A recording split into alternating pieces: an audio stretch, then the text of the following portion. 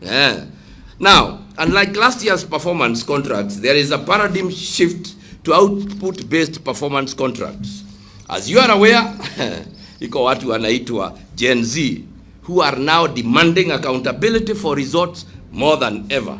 And at that point, I want to ask the powers that be, including my president, Mr. President, wake up and smell the coffee. I have listened to you and I have heard what you are trying to do. Those are outdated methods. Maneno ya kuleta Raila, wa Kenya walichoka zamani, ameletwa mara mingi. Hiyo maneno ya kuleta akina Kalonzo, Mr. President, this is a new dispensation, and you know, believer, and I know you read the Bible, the story about new wine and old wineskins. It will not work. It is important, if you are dealing with new wine, we deal with new wineskins. Let us look at what we are doing as a country. It is time to listen to Kenyans. It's not to bulldoze them. We saw our president come out one day on fire, and we wondered, Mr. President, do you know whom you are talking to? The Gen Z have no business listening to threats. It's time to talk to them. Do not try to bring outdated old methods for new problems. New problems will require new solutions. And Wazungu say, when you try to do things the same way and expect different results, you ingine munaelewa.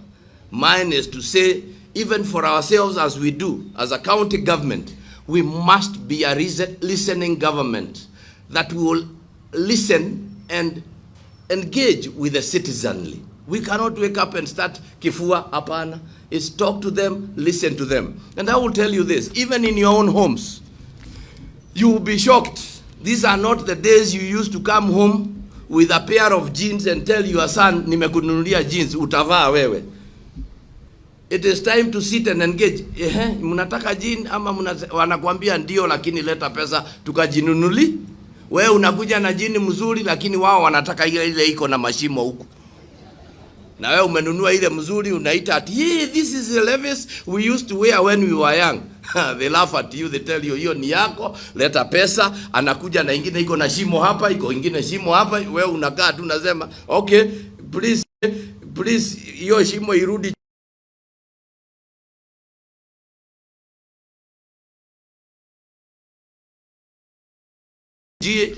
To the Gen Zs, there are no two ways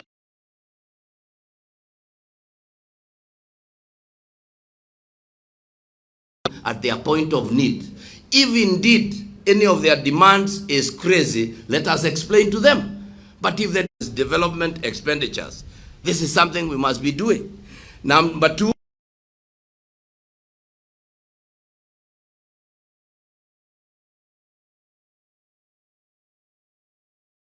for us, what we had now yesterday should have been something that we were able to track.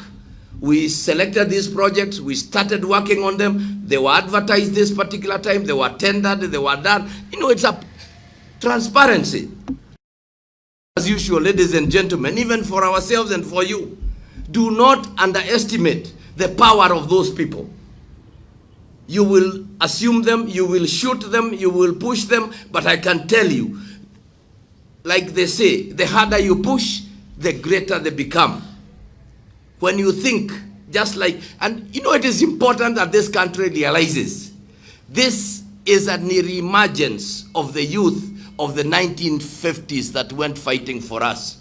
This is the same way they started and went to the forest and brought us independence. So let us engage with them. Let us listen to them. They are our children. Let us stop calling them KFC eaters. Let us stop using those derogatory terms that we are, because those are leaders who have lost touch with the ground. If you are in touch with the ground, you will know that those young men and women mean business. They have been to school. They have degrees. You cannot offer them jobs. All you are telling them is that they become masons. Who told you that is exactly why they went to school? It's not the way to handle. Ladies and gentlemen, we need to ensure accountability for every shilling we receive. And therefore, I expect a high level of accountability in all the county projects and programs.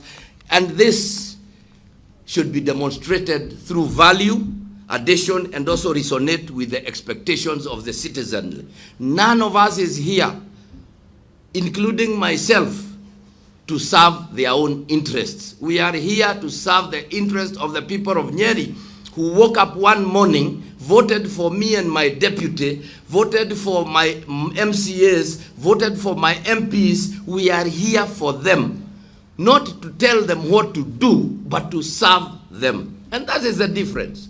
When you start talking to the electorate, instead of listening to them, you get where we are as a nation.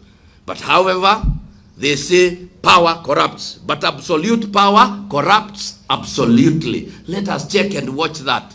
None of us is immune to that. Sometimes there are small devils who talk to us when you are sleeping and they tell you, Mr. Governor, you are just second to God. You are a big man because everywhere you pass, everybody calls you Your Excellency. No, don't allow those titles get into you.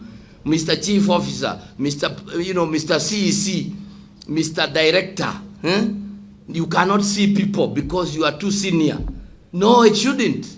See the people, talk to them, let them give you their... And you know, from experience I can tell you, the people you see here, they are not interested in what you have. They are interested in giving you their problems and telling you how you can solve them. Let us engage with them. As I conclude, ladies and gentlemen, may I also emphasize the importance of teamwork and continuous engagement within all departments. Let us improve our inter and intra communication to ensure we economize on the scarce resources. Sometimes I wonder when I look at people who are all going to Naivasha for a meeting, but we have to take 37 vehicles there because every officer must travel in a vehicle, feeling good about it. You know, feeling good about it. Okay, I have nothing to say because it's your right. But then you are the first person to tell me, Governor, we have no fuel. And I want to laugh at you. And I said, if you are a wise man, ungeambia Zuo, sinaona uko na nafasi, why don't we travel together? And we go talking. Urarue hiyo mafuta yako ikae. Sababu hata ikibaki, hutaniletea, si bado ni yako. So those are some of the things, but you know, human beings, ego. That is why I try my level best to set the best example. How many vehicles do I use? How many people know how I travel?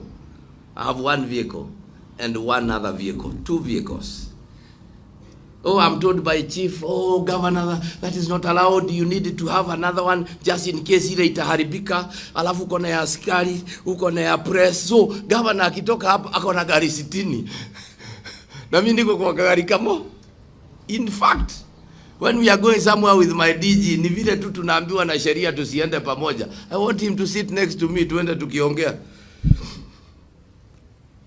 Yani tukitoka hatutakuwa deputy na governor, sababu tumeenda na gari moja, tutakuwa tumebadilika. These are some of the things we need to ask ourselves. As public servants, do we really need all that? Anyway, let me conclude by giving the following policy directions. Number 1, unless adequately funded, and I think this one, CS, you need to pick up because it should be followed by a circular. Unless adequately funded, departments are discouraged from starting new projects before completing the ongoing and the stalled projects. We do not want white elephants in Nyeri. So can we complete? And I want to give an example. When I took over from Governor Wamadhai, I completed every project that Governor Derito started, true or not true. Do we have any pending? So even within yourself, kindly follow up and complete. If the MCA comes and there is a pending, we must complete those pending projects. Sio tunawacha kitu for example, you go to a place where I'm an MCA aliondolewa. We had started a dispensary. Na tumejenga imebaki tu kuweka roofing. Si muweke na yeye aende aseme ni mimi nili. You understand? Kwa sababu tukianda, now if we leave it, it is a waste. Number 2, we have a big challenge with the disposal of idle and unserviceable, obsolete and surplus assets by way of sale, transfer to other public institutions, donation, destruction, or other authorized methods of disposal in full conformity to the existing legal requirement has not taken place for the last 4 years. There are so many things that we need to deal with. Agriculture, magari mumejaza kila pahali. Take them to the village polytechnics. Let them train mechanics there using these vehicles. If we can sell them, let us sell them. Akina Getobu and your team, the disposal unit, so that we get rid of, like now, niliona, I have seen new seats. Mumenunua viti vipya vya boardrooms. What is happening to the old ones? Are you selling them? Are you starting to, or they started disappearing one after the other? Huh? Now I direct that over and above unserviceable vehicles whose stock taking has started recently, an action plan for the disposal of obsolete and surplus assets should be developed within 14 days, detailing the inventory and methodology of their disposal from all departments. This will help us to raise surplus revenue for the county. So everything that we are not using, can we document now and come up with a committee to do that? Chief officers, that is the first thing I want. Number 3, it is noted that the county has not been submitting quarterly public complaints and resolutions to the Office of the Commission of Administration of Justice. They are always writing to us. We are required to promptly address and resolve public complaints referred to us and directly or channel them through the Commission of Administrative Justice, the CAJ, which will issue a certificate. I know we have been doing this promptly, but we have failed to document and channel our quarterly reports to CAJ. I therefore direct that with effect from the first quarter that ends on 30th September, the county secretary compile and submit the county report using the agreed template and submit it to CAJ for further action. Number 4, this year the county will be implementing the KDSP Program 2.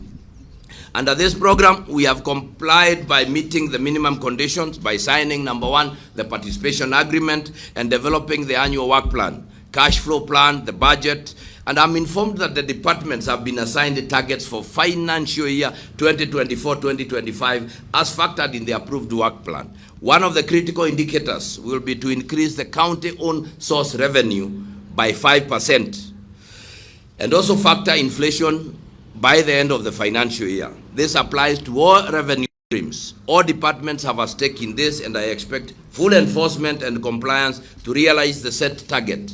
This must also be followed by monthly reviews.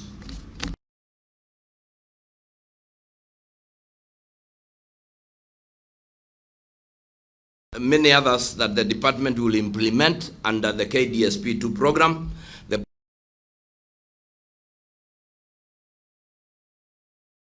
And CECs, and they guided in the setting of the PC targets. I direct that all departments fully implement all KDSP2 activities to enable the county to get maximum incentives from the program grants. And I think we have, is it Naomi? Yes, and chief officer there, now Waziri, you monitor. Now, monitoring of the ongoing and completed projects in the county is very weak. There is no monitoring policy and lack of capacity to undertake monitoring.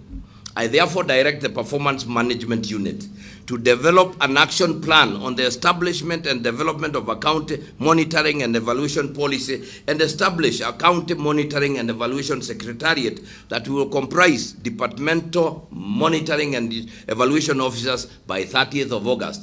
What was happening yesterday in the county assembly should not happen again. Because if you had this, monitoring, knowing what is happening, we are able to tell who has gotten stuck somewhere, and we take the necessary action. Tuko pamoja. Number 7, the unit should also develop an action plan for evaluating county projects and programs annually and submit it to my office for further direction.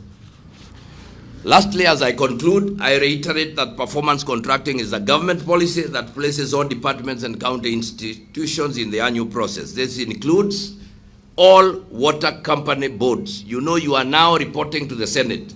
True or not true? I'm talking to the CEOs. And I would appreciate if I could see them standing so that we know they are wanatusikiliza. Now, and even the municipal board, the county public service board, all of you, you are now scrutiny. Very soon you are going to be called at the Senate, and some of you have been there. Mawasco has been there, Tewasco has been there, Nyawasco has been there, Omwasco has also been there, Naruwasco Badu, but the others have been there. Now, as such, I'm now directing the Governor Delivery Unit and this Performance Management Unit to undertake training for you and your directors and your top staff to negotiate, vet, and agree on the annual targets for all boards I have mentioned. This should be done by 30th of August, 2024. Tunaelewana wa Mwea?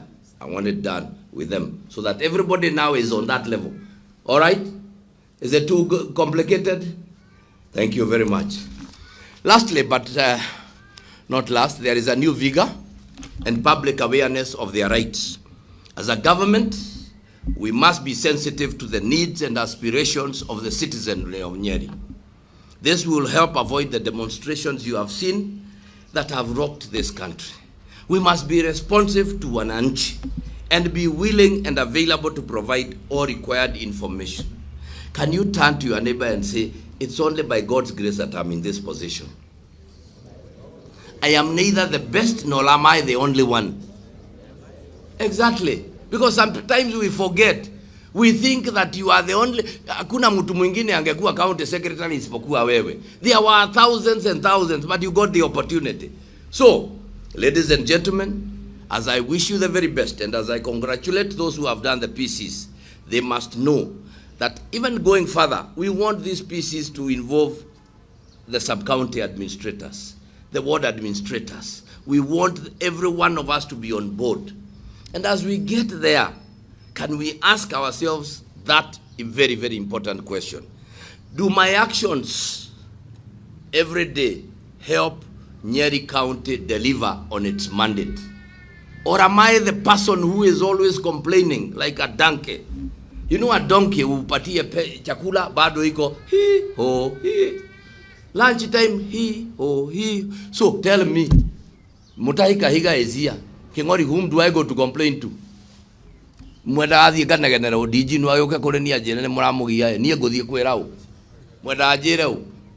No weta we yuri atiriri. When you wake up every morning, it's like you have an agenda. Leo nitakasirisha watu watano, nitaongea mbaya kwa wawili, why? Why? When you have come here to do a job, it is so clearly stipulated, from A to A, do that, do that, do that. As simple as that.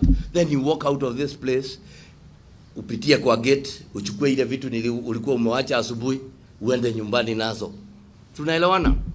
So mine is to wish you the very best. Do not be that cog in the wheel that always wakati inaenda kuzunguka yako inateguka kitu, inatoa mgurudumu mzima, so that we can't move. But when everybody is doing what they should and we are moving together, everything becomes so easy. Life becomes easy. We are able to focus. Tuko na shida na mambo ya pombe. Director, my direction are very simple. Maneno ya watu wanasema wanafungua pombe na wengine wanafunga, it is all in your docket.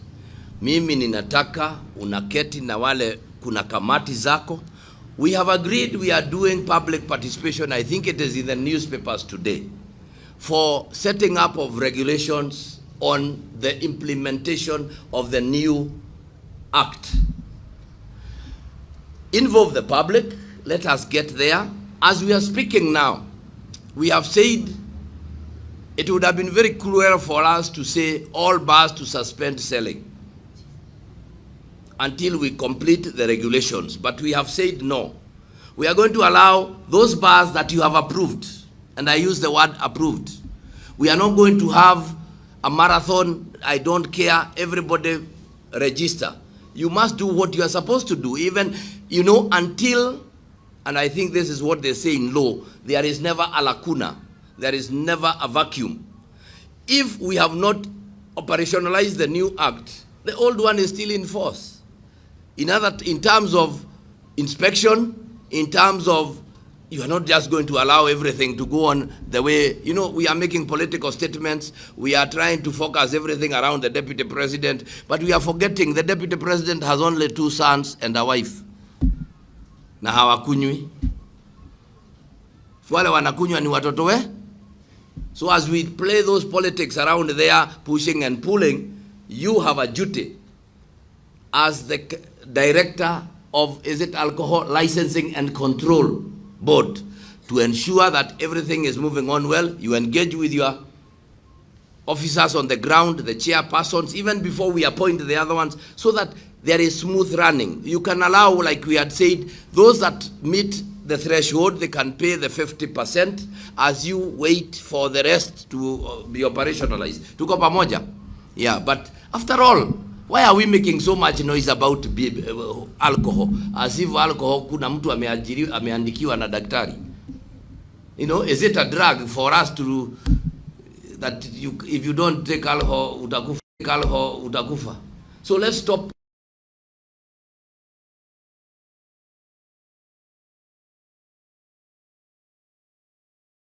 And also the majority leader, that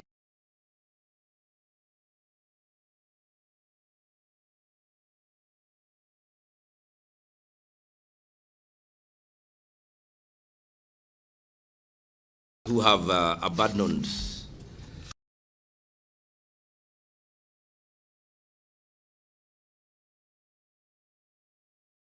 Nyeri. Yeah, they are people of Nyeri, but they are not the citizens. They are not the citizenry of Nyeri. And it is important to say that.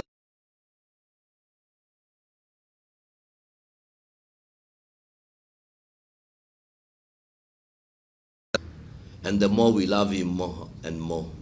So they can continue with their efforts, pushing him aside. But we have a few things to remind them. When the president was, during his swearing in, I do remember him holding a Bible in his, I think, left hand, and he vowed to protect the Constitution of Kenya. The Constitution of Kenya has established the office of the Deputy President, who is voted in by Kenyans. And we have the Deputy President in the person of His Excellency Rigathi Gachagua, who was voted in on the 9th of August, and went all through the processes to be declared a winner for the position of Deputy President. We are requesting the President to allow the Deputy President to be and to do what he was elected to do. I will also maybe wish, with a lot of humility and respect, address my President, Dr. William Samoei Ruto, and tell him, Mr. President, there are men and women around you who you could be calling advisors, but you are in the hole you are today because of the misadvice they have given you. And a wise man wakes up one morning, has a retrospection in himself, sees the way things are. It does not matter who is close to you. In politics, it is your skin that matters, and this is a nation whose hands and survival are, whose existence and survival are in your hands. It is important for you now to take action, the best action that you think should be taken. Call in your deputy, sit together, get in your cabinet, do everything that you can, bring in all your advisors, and ask yourself, is this country moving in the right direction? If you are convinced it is moving in the right direction, Mr. President, then let's move on the way you are moving. But if you are convinced there is a reason to change, I humbly request you, as a man of God, to relook at the way this country is going, refocus. You made so many promises, they will not be achieved in this kind of atmosphere. The Gen Zs have made demands. You engaged with them, they told you what they wanted. None of their demands was for you to put up 150 team to negotiate I don't know what. They have clearly told you, we do not want you to do this, they want you to do this. It is that simple. If they say that you reorganize your cabinet, kindly do. If they say you sack it, do it. There are 50 million Kenyans who can fit in those offices. But if you continue that kind of talk, that kind of push, that kind of moving away from reality, it will hit us hard, and as a country, we will lose it all. You have a golden opportunity. This is a defining moment, Mr. President. Kindly think about this nation and do the very best you can. Thank you very much.